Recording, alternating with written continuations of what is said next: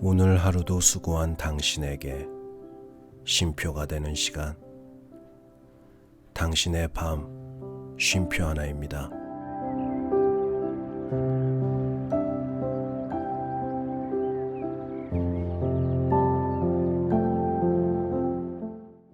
안녕하세요.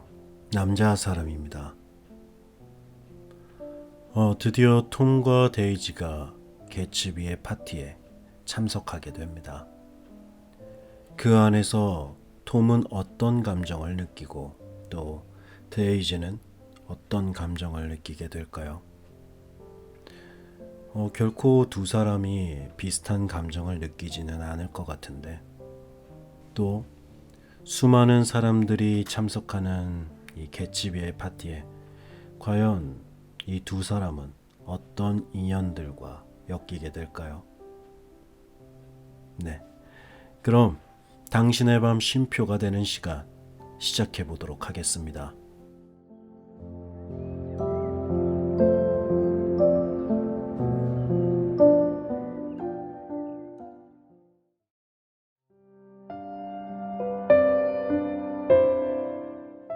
위대한 개츠비 15번째 이야기.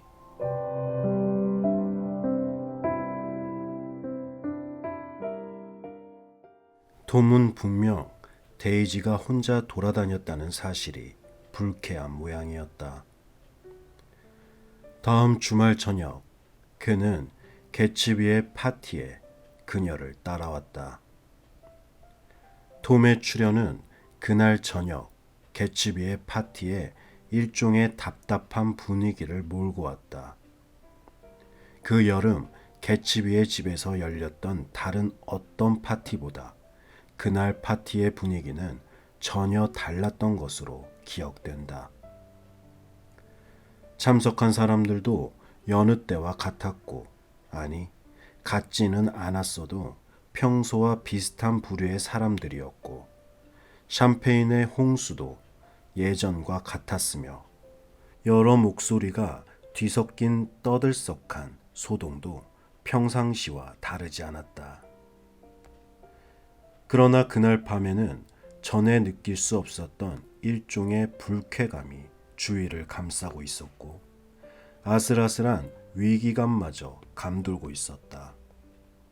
어쩌면 내가 그동안 거기서 열린 파티에 완전히 익숙해 있었던 탓인지도 모른다. 나는 웨스트 에그를 나름대로의 독자적인 가치 기준이 있고, 다른 어떤 지역에 비해 손색이 없는 완벽한 하나의 세계로 인식하는데 익숙해 있었지만, 나는 그 파티를 데이지의 눈을 통해 새롭게 바라보았다. 인간이 자신의 시각으로 관찰해온 사물을 타인의 눈을 통해 새롭게 해석한다는 것은 어쨌든 서글픈 일이다. 톰과 데이지가 도착한 것은 해가 질 무렵이었다. 우리는 함께 북적대는 군중 속을 한가로이 거닐고 있었는데, 데이지가 그녀 특유의 목소리로 속삭였다. 이런 광경을 보면 난 아직도 가슴이 두근거려요. 닉, 오늘 밤 나에게 키스하고 싶으면 언제든지 신호를 보내세요. 어쨌든 응할 테니까요. 내 이름을 살짝 불러주세요. 아니면 녹색 카드를 살짝 보여주시기만 하면 돼요. 여기저기 둘러보시오. 개츠비가 원했다. 보고 있는 중이에요. 정말 놀라워요. 이름만 들었던 유명한 사람들을 직접 만날 수 있을 겁니다. 톰은 거만한 시선으로 재빨리 둘러본 뒤 말했다. 우리는 별로 나다니질 않아서. 그는 그렇게 중얼거렸다. 사실대로 말하면 내가 아는 사람은 한 사람도 없을 것 같습니다. 저기 저 여자는 아는 사람일 겁니다. 그렇게 말하며 개츠비는 흰 자두나무 아래에 화려하게 꾸미고 앉아있는 거의 인간이라는 느낌이 들지 않는 난초 같은 여자를 가리켰다. 톰과 데이지는 화면으로만 보아오던 영화계의 유명 인사를 뚫어지게 바라보며 믿을 수 없다는 표정을 짓고 있었다. 너무 아름다워요. 데이지가 말했다. 그녀에게 몸을 숙이고 있는 남자는 그녀의 감독입니다. 그는 사람들 사이를 돌아다니며 두 사람을 정중하게 소개했다. 뷰캐넌 부인과 그리고 뷰캐넌 씨입니다. 그는 잠시 사이를 뒀다가 이렇게 덧붙였다. 폴로 선수입니다. 아, 아닙니다. 톰은 재빨리 정정했다. 난 선수는 아닙니다. 그러나 개츠비는 자신의 소개에 대한 톰의 반응이 마음에 들었던 모양인지 그날 밤 내내 개츠비는 폴로 선수라는 말을 들먹였다. 유명인들을 한꺼번에 이렇게 많이 만난 것은 처음이야. 데이지가 소리쳤다. 저 남자가 마음에 들어. 이름이 뭐라고 했더라? 왠지 청교도적인 멋이 느껴져. 개츠비는 다시 그 남자의 이름을 말해준 뒤 시시한 프로듀서일 뿐이라고 덧붙였다. 그래도 어쨌든 저 사람이 마음에 들어. 나는 이제 폴로 선수 노릇은 그만두는 게 좋겠습니다. 톰이 유쾌하게 웃으며 말했다. 유명인들을 조용히 남의 눈에 띄지 않게 바라보는 편이 낫겠습니다. 데이지는 개츠비와 함께 춤을 추었다. 나는 그의 우아하면서도 신중한 폭스틀롯 스텝에 놀랐던 적을 지금도 기억하고 있다. 그는 그 전에는 한 번도 춤을 춘 적이 없었다. 마침내 두 사람은 천천히 내 집 쪽으로 걸어가 반 시간가량 현관 앞 돌계단에 앉아 있었다. 그동안 나는 데이지의 부탁대로 정원을 어슬렁거리며 감시자 역할을 했다. 화재나 홍수 같은 천재지변이 일어나면 안 되니까. 그녀는 애교를 섞어 내게 부탁했었다. 우리가 저녁 식사 테이블에 모였을 때 그때까지 혼자 떨어져 있던 톰이 나타났다. 저쪽 사람들과 함께 저녁을 먹어도 괜찮겠소. 톰이 양회를 구했다. 흥미로운 얘기를 하고 있는 사람이 있어서. 괜찮아요. 그렇게 하세요. 데이지가 상냥하게 대답했다. 주소 같은 걸 메모해 두고 싶으면 여기 내 금제 연필을 쓰세요. 그녀는 톰과 나란히 앉아있는 여자를 잠깐 바라보더니 시큰둥하게 말했다. 평범하지만 예쁘긴 하군. 그녀는 개츠비와 단둘이 있었던 30분간을 제외하고는 이 파티가 즐겁지 않은 것 같았다. 우리 테이블에는 유달리 취한 사람들이 많았다. 그건 내 실수였다. 개츠비가 전화를 받으러 간 사이 나는 그만 2주일 전에 즐겁게 어울렸던 사람들이 있는 곳에 앉았던 것이다. 그러나 2주일 전에는 즐겁게 들었던 얘기도 다시 들으니 재미가 없었다. 베데커 양, 괜찮으십니까? 그녀는 녹초가 되어서 내 어깨에 기대려 했지만 아무래도 제대로 되지 않는 모양이었다. 그녀는 내 질문에 정신이 든 듯 눈을 떴다. 뭐가 말이에요? 아까부터 데이지에게 내일 골프를 함께 치자고 권하던 몸집이 크고 둔하게 생긴 여자가 베데커 대신 말했다. 베데커는 이제 괜찮을 거예요. 칵테일을 대여섯 잔 마시면 꼭 저런 식으로 소리를 지르죠. 그래서 술을 끊으라고 제가 충고했어요. 소리 지르지 않았어. 베데커가 힘없이 말했다. 내가 큰 소리로 떠드는 걸 우리 모두가 들었어. 그래서 난 시베트 박사님께 도움을 청한 거야.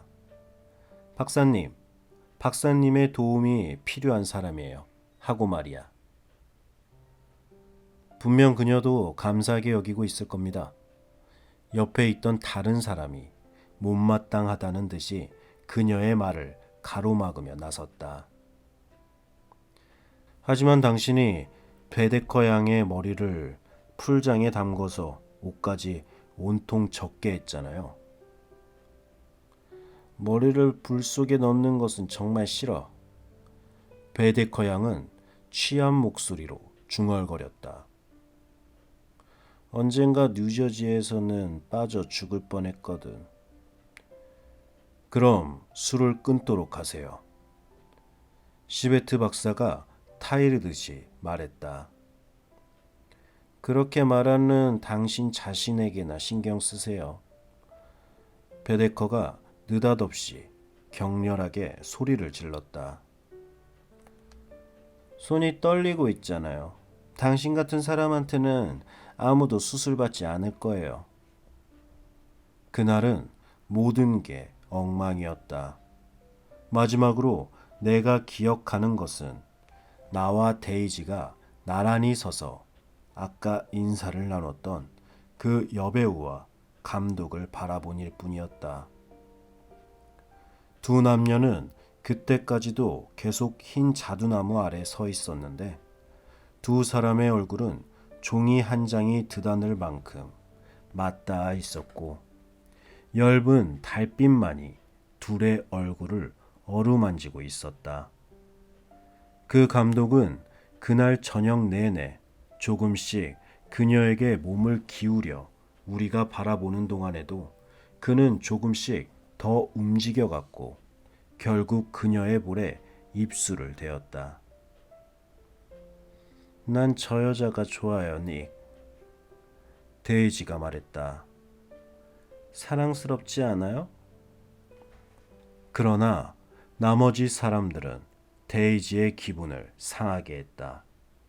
그것은 이곳 사람들의 행동 때문이 아니라 이 지방의 알 수 없는 분위기 때문이었다. 그녀는 브로드웨이에서 뻗어 나오다가 롱 아일랜드 한켠에 자리 잡은 웨스트에그라는 저택에서 어떤 두려움을 느끼고 있었던 것이다. 그것은 예로부터 전해오는 말투를 쓰는 가운데 꿈틀거리고 있는 거대한 활력, 결국은 모두 흙으로 돌아갈 인생길에서 남에게 뒤질세라 다투어 앞질러 가려고 하는 이 지방 주민의 강력한 힘과 같은 것. 그런 것에서 느끼는 두려움이었다. 다시 말해 그녀는 자신이 이해하기 어려운 소박함 속에서 어떤 무서운 것을 보았던 것이다. 톰과 데이지가 차를 기다리는 동안 나 또한 현관의 돌계단에 앉아 있었다. 주위는 어두웠다. 바로 현관 문 앞 10평방 피트 정도의 공간만이 강렬한 불빛을 받아 희뿌연 새벽 어둠 속에서 밝게 빛나고 있을 뿐이었다. 2층 화장실의 블라인드 뒤로 누군가의 그림자가 움직이고 있었다. 그것이 다시 다른 그림자로 바뀌며 차례차례 계속 이어지고 있었다.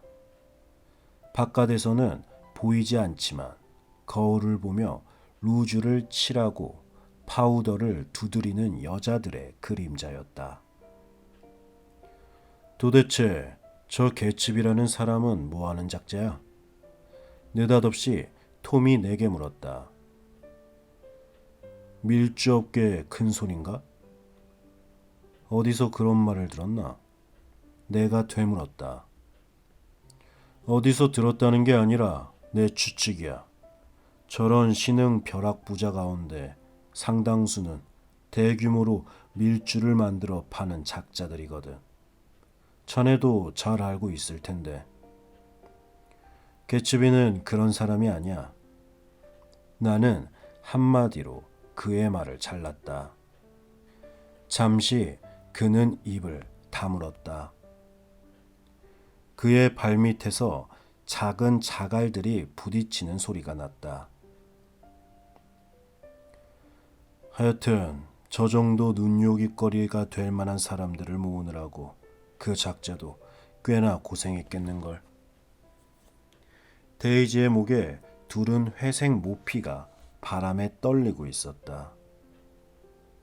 그래도 저 사람들은 우리가 만나는 사람들보다는 훨씬 재밌잖아요. 그녀가 열심히 변호하고 나섰다. 당신은 별로 재미있어하는 눈치가 아니던데. 천만에 재밌었어요. 톰은 엷은 웃음을 띠며 나를 바라보았다. 자네, 아까 그 젊은 여자애가 찬물을 끼얹어 달라고 부탁했을 때 데이지의 표정을 봤나? 데이지는 톰의 말에 아랑곳하지 않고 음악 소리에 맞춰 허스키한 목소리로 노래를 흥얼거렸다. 그녀는 가사 한마디 한마디에 의미를 담아 불렀다. 멜로디가 올라가자 그녀의 목소리도 감미롭게 높아지면서 자신의 인간적인 따스함을 대기 속으로 흩뿌리고 있었다. 초대하지 않은 사람들도 많이 왔어요. 그녀는 문득 그렇게 말했다. 저기 저 여자도 초대받지 않았을 거예요. 사람들은 초대받지 않고서도 뻔뻔스럽게 몰려오죠. 개츠비 씨는 너무 친절해서 그것을 거절하지 못하는 거예요. 저자가 어떤 사람이고 무슨 일을 하는지 정말 궁금해. 톰이 말했다. 반드시 밝히고 말겠어. 물어볼 것도 없이 지금 당장 내가 가르쳐 줄게요. 그녀가 대답했다. 개츠비 씨는 약국을 여러 개 운영하고 있어요. 그것을 혼자 힘으로 다 마련했대요. 마침내 그들의 리무진이 엔진 소리를 내며 달려왔다. 잘 자요, 닉. 데이지가 작별 인사를 했다. 그녀는 나에게서 시선을 돌려 불이 켜진 계단 위에서 무언가를 찾는 듯했다. 그 무렵 유행하던 왈츠곡 새벽 3시에 산뜻하면서도 애조를 띤 멜로디가 열어놓은 현관문을 통해 밖으로 흘러나오고 있었다. 결국 개츠비의 파티에서 볼 수 있는 무관심 속에 그녀의 세계에서는 완전히 잊혀져 버린 로맨티시즘이 감춰져 있었던 것이다. 저 위에서 흘러나오는 음악에 어떤 매력이 있어 그녀를 다시 집 안으로 불러들이려는 것일까? 이제 곧 새벽을 맞이할 이 어둠 속에 어떤 일이 숨어 있는 것일까? 어쩌면 애정에도 없었던 귀한 손님이 찾아올지도 모른다. 아주 훌륭한 청년일지도 모르고 화려한 젊은 미인이 도착해서 신선한 눈길을 개츠비에게 던질지도 모른다.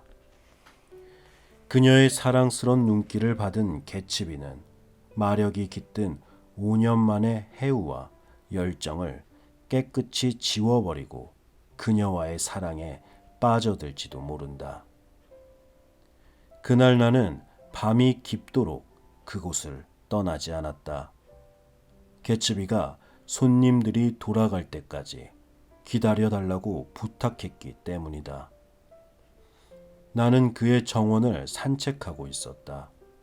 어디서든 수영을 하지 않고는 못 견디는 수영객들이 밤바다로부터 뛰어 올라왔고 머리 위로 바라보이는 객실의 불빛들도 꺼졌다. 마침내 돌계단을 내려오는 개치비의 얼굴에는 묘한 긴장감이 감돌고 있었다. 눈빛은 빛나고 있었지만 몹시 지쳐 보였다. 그녀는 오늘 파티에서 기분이 좋지 않았죠. 그는 다짜고짜 내게 물었다. 아니, 즐거워했어요. 아니, 마음에 들지 않았던 게 분명해.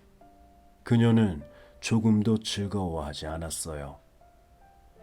그는 한동안 말이 없었다. 그는 몹시 침울해 있었다. 어쨌든 데이지가 내게서 멀어져 버린 것 같아요. 내 마음을 이해시키기가 어려워요. 그는 말했다.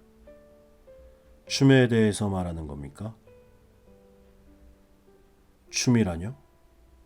그는 그날 밤 데이지와 추었던 춤을 마치 기억에서 떨쳐버리려는 듯 손가락을 튕기면서 말했다.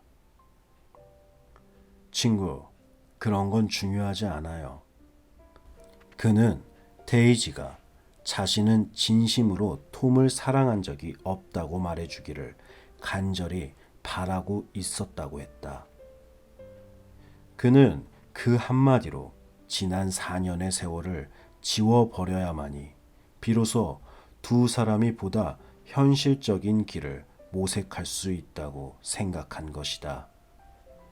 그가 모색하는 길이란 그녀가 자유로운 몸이 되는 것이고 그렇게 되면 두 사람은 루빌로 돌아가 그녀의 집에서 성대한 결혼식을 올리는 것이었다.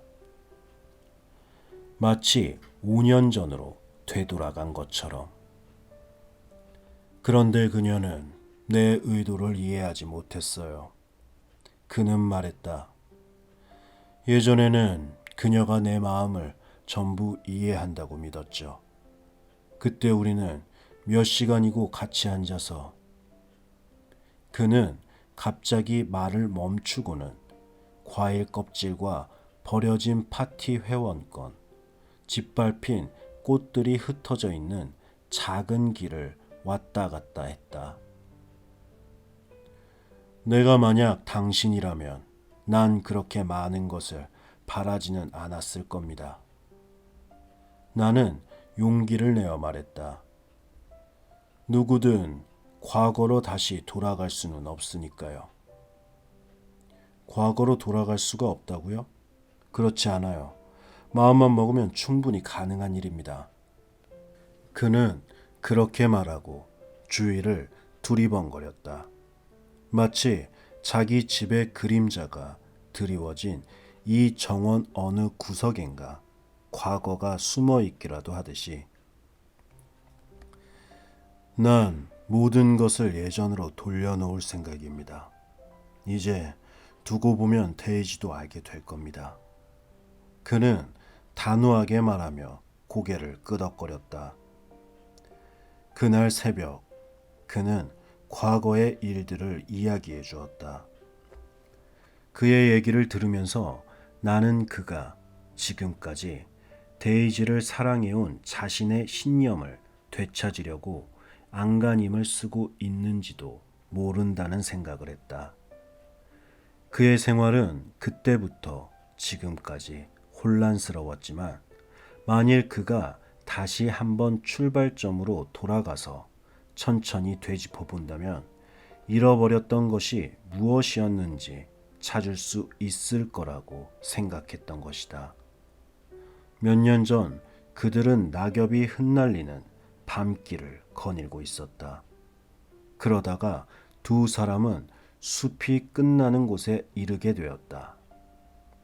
달빛을 받아 하얗게 빛나는 길 위에 두 사람은 걸음을 멈추고 서서 서로 마주 보았다. 그날 밤은 봄과 가을, 한 해의 두 번의 변화로 맛보는 신비로운 흥분이 감도는 서늘한 밤이었다. 집에서 새어나오는 조용한 불빛은 어둠으로 흘러들어가고 하늘의 별이 일렁이고 있었다. 개츠비는 눈을 가늘게 뜨고 보도블럭이 사다리가 되어 나무 꼭대기에 비밀스러운 장소로 이어지고 있는 것을 보았다. 만약 혼자라면 그곳으로 올라갈 수 있을 것 같았고, 그곳에 올라가기만 하면 생명의 빵과 상상할 수도 없이 경이로운 젖을 마음껏 먹고 마실 수 있을 것 같았다. 데이지의 하얀 얼굴이 가까이 다가오자 그의 가슴은 더욱 빠르게 고동쳤다.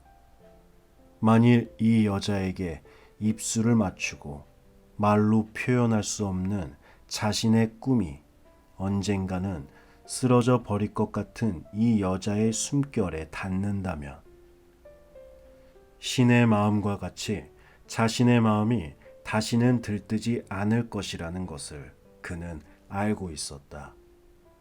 그래서 별들이 부딪히며 울리는 소리굽새 소리에 잠시 귀를 기울였다. 그리고 그녀에게 키스를 했다.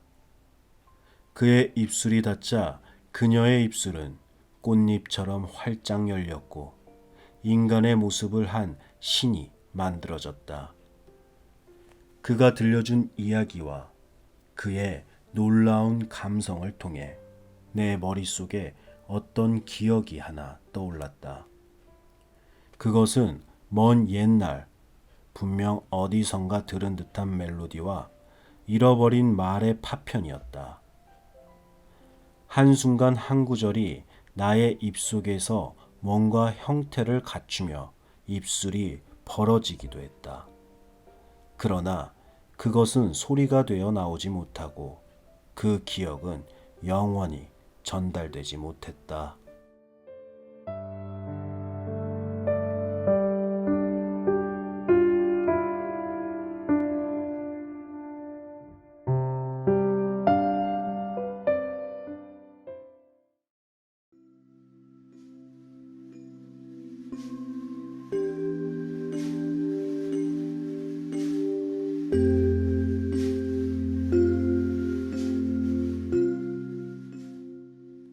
네, 처음 겪어보는 이 개츠비의 파티에 이 톰과 데이지는 확실히 어떤 다른 감정을 느낀 듯합니다. 톰은 글쎄 뭐랄까요, 그닥 이 파티가 그렇게 마음에 들지는 않았던 것처럼 보여지네요. 그리고 둘이 돌아가고 닉과 개츠비만 이 저택에 남게 되는데, 이 개츠비는 뭐랄까 여러 가지 생각에 잠긴 듯합니다. 그리고 끝까지 개츠비의 옆을 지켜준 닉. 닉이 특별한 말을 하지 않아도 그냥 옆에 있어주는 것만으로도 개츠비는 큰 힘을 받을 수 있었을 것 같아요. 네. 오늘은 여러분이 잠들기 전까지 저도 옆에서 여러분들을 지켜드리도록 하겠습니다. 그럼 당신의 밤 쉼표 하나, 오늘은 여기서 마치도록 하겠습니다. 저는 남자 사람이었습니다. 편안한 밤 되세요.